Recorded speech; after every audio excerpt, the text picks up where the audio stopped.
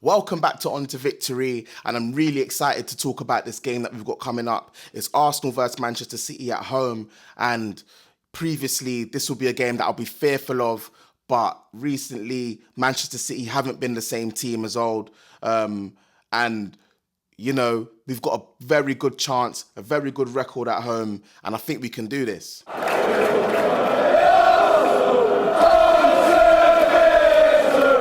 So Sunday, we've got a huge clash at the Emirates against Manchester City. I'm quite fearless going into this game. Previously, Manchester City were a machine. They won it all. They've won everything. Every record you can break, it's been done by this Manchester City team. You know, some would argue that they're the best team to ever grace the English soil. I don't care about that. I care about Sunday. Early season clash at the Emirates, this could normally give you an indication to where you will be at come the end of the season. And even though Manchester City aren't competing as well as they had previously, there's no doubt in my mind or any of the players' mind that you want to beat them and lay your marker down for where you'd want to end up at the end of the season. And I'm confident. Arsenal are coming into this game with a very good home record and home form as well. We smashed Leeds, smashed Forest, and we've been playing some good football. You know, we're starting to see some open play goals. Gyökeres is coming into his own up front there. Madueke, Eza, it's looking good for us. However, Manchester City are starting to pick up a bit of form as well, a bit of rhythm.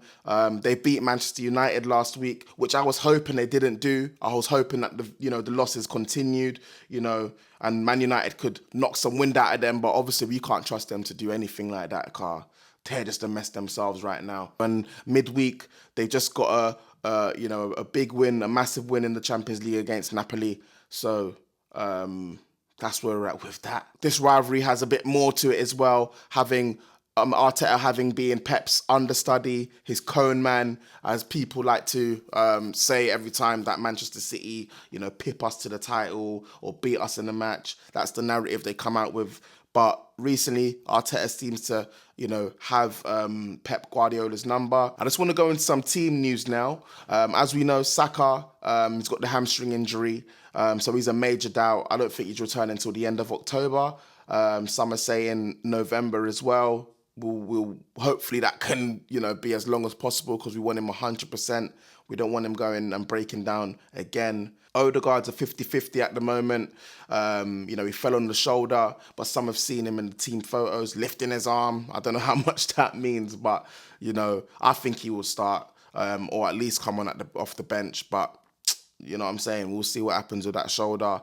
Ben White, he's out. Havertz, knee injury. He's recovering after the surgery of his ACL. He's out. Jesus is out. I don't even know why I'm even mentioning Jesus.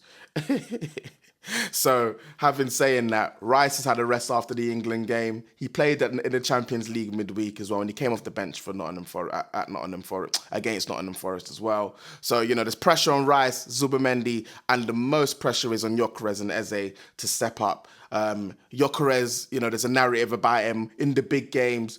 He goes missing, and Eze did not have, in my opinion, his best performance against Athletic Club. So big pressure for these guys to step up and for Eze to step up and, keep Martinelli at bay, because I'm seeing a lot of fans now talking about apologise to Martinelli and, your apologies should be loud. But in my opinion, Martinelli still hasn't got more to his game than the one-on-one from the halfway line. And, that assist to Trossard was amazing, but consistency from Martinelli for me isn't there all the time. So I'm not just going to go and bench Eze because there's more to Eze's game than there is to Martinelli's game. So he has to hold the bench for me. Man City's team news: Marmoush, Cherki, Kovacic, Ait-Nouri, all out. Stone's doubtful, but he could return, probably on the bench.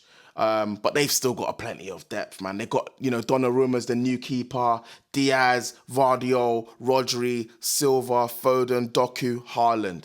And to be honest, the team's all right. The team's all right. Do you know what I'm saying? I'm not even frightened of them, man, there, because our depth is crazy too. What do you mean, blood? What do you mean? Yeah? Anyway, predicted lineups. I predict Arsenal to go with a 4-3-3, Raya between the sticks, Timber, best right back in the league, chat shit. I reckon Saliba's going to return. You know, Mosquera's been playing very, very well in the back. Ain't been putting a foot wrong. But I just know, Saliba, he's going to relish this game. It's a big game against Man City. There's a rivalry there brewing. Gabriel versus Haaland. Gabriel's going to be in the back. Gabriel versus Haaland. I had to say it again because that's what I'm excited for. Previously, every time we play Manchester City, these two, they go head to head, and it's just almost like an isolated game between the two. Do you know what I'm saying? So we're gonna be doing Gabriel versus Haaland there. Calafiori, really coming into his own. Last season, I thought he was a bit injured, played one-legged, but he's starting to show his class. Once he can stay fit, I'm telling you, man, we can go the distance with Calafiori. The question mark between Odegaard and Marino, because that's what Arteta's going to go with. I'll put Wanyeri there, because he's just a better player for me, but I feel like he's going to go with Marino, Zubimendi, and Rice in the midfield. Now, I don't particularly like Marino in the midfield, but I noticed he does that, and then when he makes the change to bring Nwaneri on, and maybe Gyökeres off or something like that, he's going to put Marino in the false nine and see if we can change the dimensions or the dynamics there. And, Madueke on the right, there's no other option there. So Madueke on the right, and he's been doing well. Eze on the left, don't want to hear about no Martinelli, man. He had a good game midweek, but he can't do it consistently. And Gyökeres up top. Do you know what I'm saying? And big game for Gyökeres.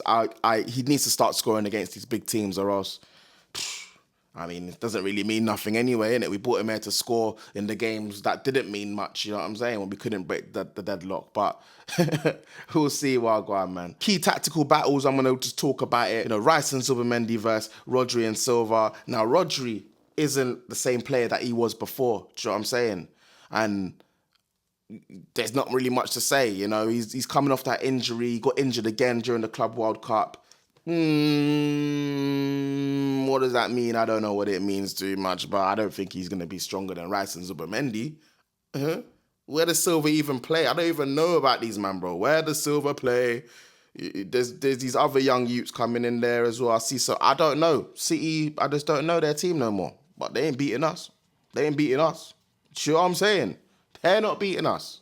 Anyway, the wide duels. Madueke and Eze versus Foden and Doku. Foden's looking cold right now. I ain't gonna lie. But can he do it against us? Who knows? Doku. Doku. I'm telling you. Doku though, man. He's looking alright, man. It's gonna be a good match, man. Madueke and Eze versus Foden and Doku. Madueke's doing his thing as well. Let's just see what he's got against Man City, man. You know what I'm saying? And we know Saliba and Gabriel versus Haaland. I just touched on it previously.